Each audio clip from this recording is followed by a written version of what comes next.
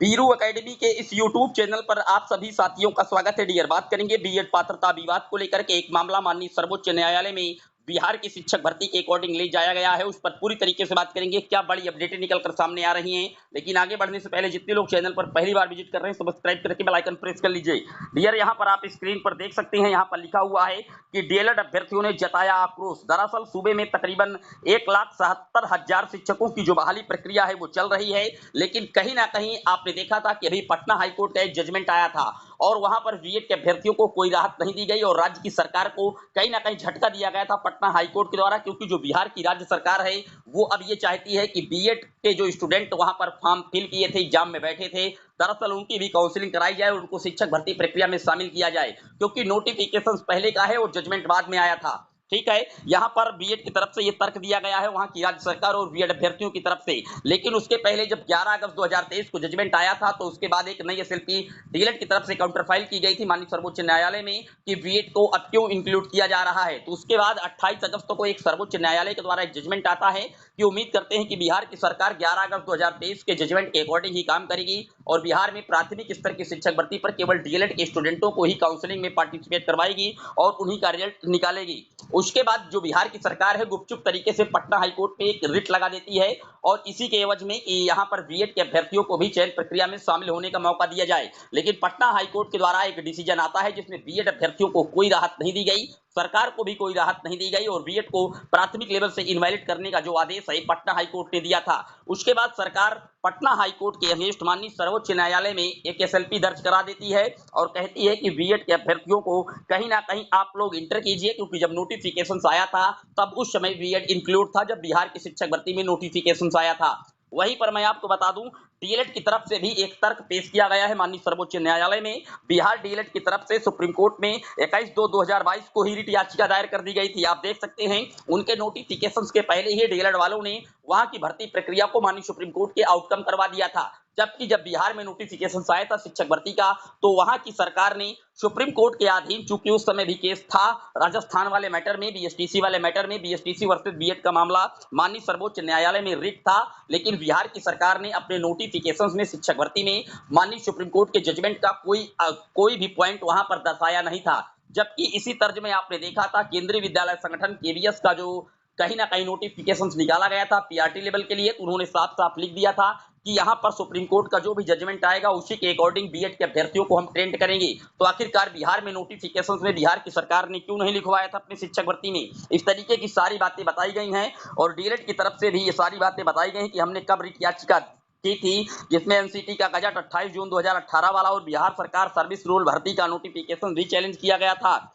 उसमें बिहार सरकार को 14/12/2022 को सुप्रीम कोर्ट ने नोटिस भी जारी किया था। तो आप देख सकते हैं डीएलएड की तरफ से सारी बातें यहां पर भी स्पष्ट रूप से रख दी गई हैं। बताया गया है कि बीएड का बिहार का जो डीएलएड वर्सेस बीएड मामला है वो सुप्रीम कोर्ट के 11/8/2023 के फैसले में भी पैराग्राफ में उल्लेखित किया गया है। यानी कि कहीं ना कहीं डीएलएड की तरफ से भी जो साक्ष्य हैं वो लगातार मुहैया कराए जा रहे हैं। आप देख सकते हैं यहाँ पर बताया गया है कि कब जो है बिहार की शिक्षक भर्ती में माननीय सुप्रीम कोर्ट के अधीन करा लिया गया था। यहाँ पर आप देख सकते हैं, यहाँ पर लिखा हुआ है 11/8/2023 का जो जजमेंट आया था और कहीं ना कहीं जो पिटीशन है ये 21/2/2022 की साफ साफ लिखा हुआ है। यानी कि डीएलएड की तरफ से भी मजबूत पैरवी की जा रही है और सुप्रीम कोर्ट में इन सारे आधारों को पेश कर दिया गया है। जल्द ही माननीय सुप्रीम कोर्ट में जो बीएड की तरफ से सरकार बिहार की है और बीएड के स्टूडेंट हैं उनकी तरफ से जो एसएलपी लगी है उस पर फिलहाल जल्द से जल्द सुनवाई होने के चांसेस हैं। लेकिन डीएलएड की तरफ से भी मजबूती के साथ अपनी पैरवी के लिए उतार दिए गए हैं, साक्ष्य लगातार पेश कर दिए गए हैं।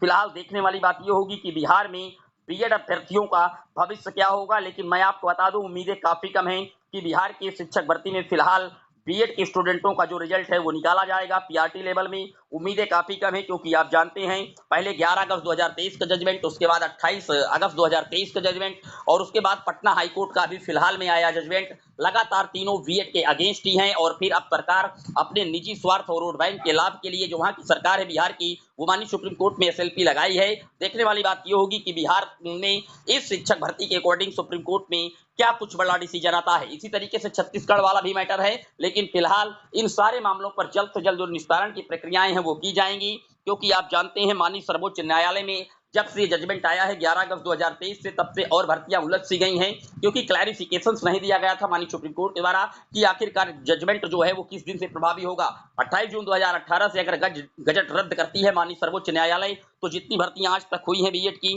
सारी भर्तियां पूरी तरीके से कहीं ना कहीं रद्द हो जाएंगी और जो भर्तियां पेंडिंग हैं पूरी तरीके से उन पर विवाद समाप्त हो जाएगा। लेकिन अगर 11 अगस्त 2023 से जजमेंट प्रभावी होगा, तो पहले की पूरी भर्तियां जो चयनित हो चुकी हैं सेफ हो जाएंगी और ये सारी भर्तियों पर बीएड पूरी तरीके से इंक्लूड हो जाएगा। इसी के संदर्भ में कहीं ना कहीं बीएड और डीएलएड के जो स्टूडेंट हैं वो सोशल साइट पर लगातार कोई सरकार के पक्ष में ना ट्वीट कर रहा है, कोई सरकार के विपक्ष में कर रहा है। आप दिन भर लगातार कल देखे होंगे डीएलएड की तरफ से बिहार विरोधी सरकार का नारा लगाया जा रहा है कि बिहार में जो सरकार है वो डीएलएड के विरोध में है, माननीय सर्वोच्च न्यायालय का जजमेंट फॉलो नहीं करा रही है। वहीं पर बीएड की तरफ से अपना हितैषी बताया जा रहा है बीएड का, बिहार की सरकार को। इस तरीके का सारा जो हैशटैग है ट्विटर पर वो भी लगातार वायरल हो रहा है। फिलहाल माननीय सर्वोच्च न्यायालय में एसएलपी फाइल की गई है बिहार की सरकार की तरफ से, बीएड अभ्यर्थियों की तरफ से, और डीएलएड ने भी अपना जो पक्ष है वो मजबूती के साथ सारे जो साक्ष्य हैं वो उपलब्ध कराना शुरू कर दिया है। जल्द ही इसकी डेट पब्लिश होगी और एक सुनवाई देखने को मिल सकती है और सुप्रीम कोर्ट जल्द से जल्द इस भर्ती प्रक्रिया पर जो कहीं ना कहीं थम सी गई है भर्ती, क्योंकि अभी तक लग रहा था रिजल्ट जल्द से जल्द आएगा और ज्वाइनिंग लेटर इत्यादि बंटने का काम शुरू होगा, उस पर तभी ये सब हो पाएंगे जब माननीय सर्वोच्च न्यायालय में जो सरकार ने एसएलपी लगाई है उसका निस्तारण सुप्रीम कोर्ट के द्वारा कर दिया जाएगा। तभी अब ये भर्ती प्रक्रिया पूरी तरीके से सुचारू रूप से चलने पाएगी। वहीं पर डीएलएड के जो अभ्यर्थी हैं वो लगातार ये कह रहे हैं कि अगर एक सप्ताह के अंदर सरकार ने नियुक्ति पत्र का प्रोसेस यानी कि रिजल्ट इत्यादि निकालने का काम नहीं करती है तो हम पूरे देश में बड़ा आंदोलन करेंगे, क्योंकि माननीय सर्वोच्च न्यायालय ने प्राथमिक लेवल की शिक्षक भर्ती से पूरी तरीके से बीएड को बाहर कर दिया है। फिर भी सरकार अपने निजी वोट बैंक की राजनीति के लिए बीएड को अंदर कराने के लिए लगातार अथक प्रयास कर रही है, जबकि हर जगह से उसे केवल और केवल मुंह की खानी पड़ रही है। फिर मिलेंगे एक और वीडियो में जैसे ही कोई अपडेट आएगी, तब तक के लिए जय हिंद जय भारत।